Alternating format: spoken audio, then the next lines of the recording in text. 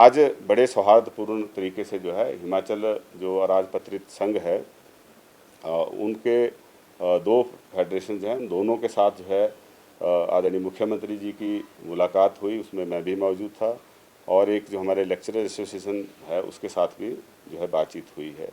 उसमें जो भी उनकी उचित मांगे हैं उनको मानने का जो है आदरणीय मुख्यमंत्री जी ने आश्वासन दिया है और वो आश्वस्त होकर पूरी तरह से उन्होंने सरकार को भरोसा दिलाया उस मीटिंग में, जिसकी रिकॉर्डिंग भी शायद आप तक पहुंच गई होगी, कि हम सरकार को पूरा सहयोग देने के लिए तैयार हैं।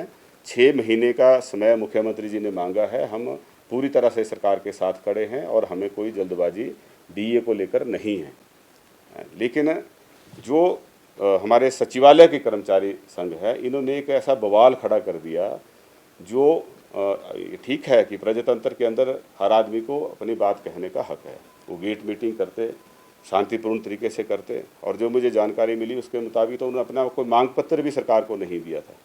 बिना मांग पत्र दिए अचानक उन्होंने जो है ये हल्ला बोल दिया और उसमें जो है जिस भाषा का उपयोग किया गया वो सारी मर्यादाओं को तोड़कर किया। वो असभ्य की श्रेणी में आता है। एक फिल्थी और एब्यूजिव लैंग्वेज जो है उसको यूज़ करने का किसी को अधिकार नहीं है। अब मंत्रियों के ऊपर टीका टिप्पणी कर रहे हैं, मुख्यमंत्री के पे कर रहे हैं, चीफ सेक्रेटरी को कह रहे हैं कि ये नालायक हैं, मुझे कह रहे हैं कि ये मंत्री बनने के लायक नहीं थे। तो मैं तो मंत्री को ऐसे थोड़ी बनते हैं। मुझे तो घुमारवीं की जनता का धन्यवाद करना है जिन्होंने हमें लगातार जो है चुनाव जिताए हैं, और पार्टी हाईकमान का धन्यवाद करना है जिन्होंने हमें इसे काबिल समझा। लेकिन जो सचिवालय कर्मचारी महासंघ का अध्यक्ष है वो जो है उसका सर्टिफिकेट दे रहे हैं कि फलां व्यक्ति भी नालायक है, फलाना भी नालायक है, जैसे जो है वो सब कुछ वो जिम्मेवारी सर्टिफिकेट देने की उन्हीं के ऊपर आ गई है। उन्होंने जिस भाषा शैली का इस्तेमाल किया है वो किसी तरीके से जायज़ नहीं है, और उनको कंडक्ट रूल्स उन्होंने पढ़े होंगे, लेकिन क्योंकि कर्मचारी जो सचिवालय में ड्यूटी देते हैं उनसे तो हम उम्मीद करते हैं कि उनको कानून नियम की ज़्यादा जानकारी होगी, है ना, लेकिन वो नहीं उन्होंने उसका इस्तेमाल उसका दायरे में रह के बात नहीं अपनी की है। तो ये जो सिर्फ यहाँ के कर्मचारी 3-4 नेता थे, ये ऐसा लगता है क्योंकि आम कर्मचारी हमारी सरकार से संतुष्ट है, सचिवालय का कर्मचारी भी अधिकारी भी हमारी कार्यशैली से, सरकार की कार्यशैली से पूरी तरह से संतुष्ट है। लेकिन सिर्फ 3-4 जो कर्मचारी नेता हैं उनके अपने निजी स्वार्थ हैं। एक व्यक्ति तो जो है वो मेरे पास भी आया कि मुझे अपने स्टाफ में लगा दो, उसने भी बहुत सारा भाषण दिया, है ना, लेकिन उसके पीछे जो है कई के केसेस पेंडिंग थे। इसलिए जो मेरे पास फीडबैक थी उसमें उस व्यक्ति को मुख्यमंत्री के कार्यालय में लगाने के लिए जो है वो सही नहीं पाया गया। और हमें ये लगता है कि कुछ लोग जो सरकार के खिलाफ लगातार षड्यंत्र करते हैं ये उनके हाथों में भी खेल रहे हैं, है ना, बाकी कर्मचारियों को मोहरा बना रहे हैं। अपनी नेतागिरी चमकाने के लिए बाकी कर्मचारियों को इस तरह से इस्तेमाल करना किसी भी तरीके से वाजिब नहीं है। लेकिन ये तो जैसे गुंडे मवाली भी इस तरह की भाषा का इस्तेमाल नहीं करते जिस तरह का भाषा का इस्तेमाल जो है इस प्रदर्शन के दौरान इन 3-4 नेताओं ने किया है। तो ये बिल्कुल सरेआम जो है जो अनुशासन है उसकी अवहेलना है, कंडक्ट रूल्स के जो है अनदेखी की है, उसको पूरी तरह से तिलांजलि दी है। तो इस बारे में जो है ये इनको भी सोच समझना चाहिए कि हम किस दिशा में जा रहे हैं। गेट मीटिंग होती है सिर्फ जो आपका ऑफ टाइम है, ड्यूटी टाइम नहीं है। तो 1 से 2 बजे तक लंच टाइम था, ये तो 3:30 बजे तक भी दोनों दिन जो है वो चली है। हम उनकी बात से बिल्कुल सहमत हैं। देखो, लगभग 58,000 करोड़ का बजट हिमाचल प्रदेश में है, उसमें से लगभग 45% जो है ये वेतन और पेंशन पे खर्च होता है। 45% में से ये लगभग जो है ये 27-28 करोड़ रुपए के करीब बनता है। 2300 करोड़ जो है हर महीने जो है सैलरी पेंशन पे लगता है। तो इसमें जो विधायकों को और मंत्रियों को मुख्यमंत्री को टारगेट कर रहे हैं तो उनके ऊपर तो मुश्किल से 25 करोड़ के करीब खर्च होता है। पूरे बजट का 25 करोड़ खर्च होता है। लेकिन फिर भी मैंने पिछले कल भी कहा था कि अगर हमारे सामने आप बैठें, क्योंकि हमारे ऊपर कट लगाने से कोई बड़ा ज़्यादा योगदान जो है उसमें नहीं मिलेगा फाइनेंशियल हेल्थ को ठीक करने में, है ना, लेकिन हम सब जो हैं इसके लिए तैयार हैं, बशर्ते आप भी तैयार हों। सिर्फ इन 3-4 नेताओं के जो सेक्रेटरीट में यहाँ एक बवाल खड़ा कर रहे हैं और बातें क्या कर रहे हैं कि मैं तो मुख्यमंत्री हूँ। भाई मुख्यमंत्री ऐसे थोड़ी बनते हैं। कोई कर्मचारी अपने आप को मुख्यमंत्री के साथ इक्वेट नहीं कर सकता, विधायक के साथ इक्वेट थोड़ी कर सकते हैं। ये तो प्रजातांत्रिक व्यवस्था का ही अपमान है, उन लोगों का अपमान है जो एक एक वोट देके जो अपनी सरकार को चुनते हैं। निश्चित तौर पे लगता है, क्योंकि ये लोग ऐसा लगता है कि जैसे ये किसी के हाथों के पपट हैं।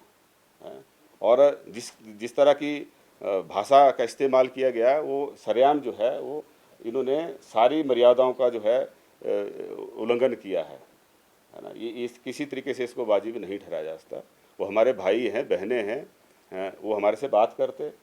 अगर उनको लगा कि मैंने कुछ गलत बोला है तो मेरे से भी पूछ सकते थे, या सीधे शब्दों में बोलते कि भाई ये बात आपने उचित नहीं कही, मैं उसकी क्लैरिफिकेशन देता। मेरा बयान जो है रिकॉर्डेड है, आप लोगों के पास भी है, और मैंने सीधे तौर पे यही कहा कि आपसे 6 महीने का समय मांगा है, आप 6 महीने का समय दें, जैसे ही हमारी व्यवस्था ठीक बनेगी उसको हम जारी करेंगे। लेकिन व्यवस्था ठीक नहीं बनती है, जिसका उन्होंने बवाल खड़ा किया। अगर भाई सरकार के खजाने में खजाने में पैसा नहीं होगा तो उसका नुकसान भी हम सबको उठाना पड़ेगा। उसमें कर्मचारी भी हैं और हम लोग भी हैं और प्रदेश के अन्य लोग भी हैं, है ना। तो यही बात मैंने उनको कही, इसमें हमने गलत क्या कह दिया। लेकिन एक बात मैंने ज़रूर और दूसरी कही कि भाई नेतागिरी के चक्करों में आप बाकियों को गुमराह मत करो, है ना, प्रदेश का माहौल मत ख़राब करो। ये हमने ज़रूर उनसे बात कही। सरकार के दरवाजे बातचीत के लिए हमेशा खुले हैं, लेकिन जो ये महासंघ है जो काले बिल्ले लगाने की बात कर रहा है वो ठीक है, उनको डेमोक्रेटिक राइट है, वो काले बिल्ले लगाएं, उसमें कोई मनाही नहीं है। लेकिन जो अचानक इन्होंने धावा बोल दिया उसके पीछे कहीं ना कहीं षड्यंत्र जो है वो दिखता है। कोई मांग पत्र इन्होंने सरकार को नहीं दिया, है ना, और सीधे तौर पे एक अग्रेसिव तरीके से भाषण देना, एक अपमानजनक बातें कहना। एक जो क्लास 4 एम्प्लॉइज़ का कोई इनका पदाधिकारी है एसोसिएशन का, वो प्रदेश के मुख्य सचिव को कह रहा है ये नालायक है ना। जो इनके एक अध्यक्ष हैं वो कह रहे हैं कि मंत्री बनने के लायक नहीं है। भाई इसका फैसला आप थोड़ी करेंगे, इसका फैसला जो जनता ने चुने हुए लोग हैं वो उसका फैसला करते हैं, पार्टी की लीडरशिप फैसला करती है। और वो चुनाव लड़ने की बात करें तो चुनाव लड़ने किस लिए मना किया उनको? वो लड़ें चुनाव, जहाँ से लड़ना चाहें वो लड़ें, लेकिन जब तक वो सरकारी नौकरी में हैं तब तक इस तरह की बातें करने के लिए जो है वो नियम कानून उसकी इजाज़त नहीं देते हैं।